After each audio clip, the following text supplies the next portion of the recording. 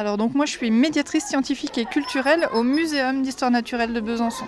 Donc, mon travail c'est de faire le lien entre le visiteur et le travail des équipes, d'expliquer les animaux qu'on présente, d'expliquer ce qu'on fait ici, nos actions, etc. Alors là, on a une place privilégiée avec vous aujourd'hui à la Citadelle, c'est-à-dire qu'on n'est pas derrière les barrières du grand public, on est juste devant les cages de ces beaux animaux qu'on va présenter durant toute la semaine. Vous en dites un petit mot? Alors là nous sommes devant la volière des tamarins pinchés, donc on a un petit groupe de 4 individus avec surtout une des dernières naissances qui a eu lieu ici, donc les 2 petits tamarins pinchés qui vont avoir 2 mois dans quelques jours. Alors c'est génial et très émouvant de les voir parce que ce sont des petits singes avec des couleurs exceptionnelles, un peu blanc crème, un peu marron.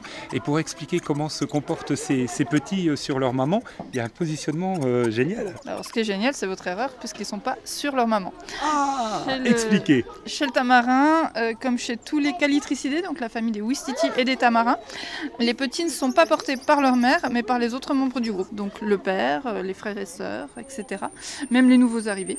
Ça arrive ici que le petit, quand on a un mélange d'espèces dans une même volière, que les petits soient portés par un individu d'une autre espèce. Il y a une explication à ça, Ombline?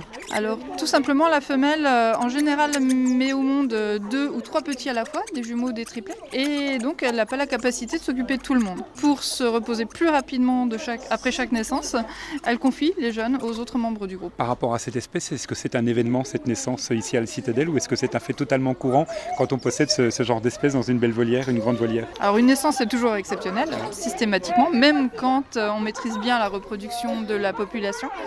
Donc pour nous, c'est une naissance qui est importante parce que c'est une espèce qui fait partie d'un programme d'élevage à l'échelle européenne. Donc pour chaque couple, si on nous recommande de laisser les naissances arriver, eh bien ça va être notre objectif. Donc là, l'objectif est rempli pour cette année, en tout cas pour notre couple. Donc on ne fait pas ce qu'on veut au niveau des naissances, quoi. C'est ça qu'il faut retenir. Alors c'est absolument pas nous qui décidons des naissances. Pour chaque espèce, il existe un coordinateur européen qui lui va conseiller, recommander les naissances.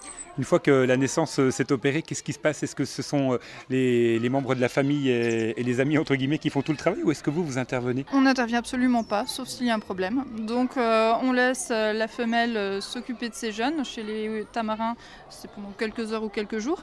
Et puis ensuite, elle-même va décider de les confier aux autres membres du groupe. Mais l'intervention signifiera toujours qu'il y a un problème. L'intervention humaine n'arrivera que s'il y a un petit souci dans l'élevage.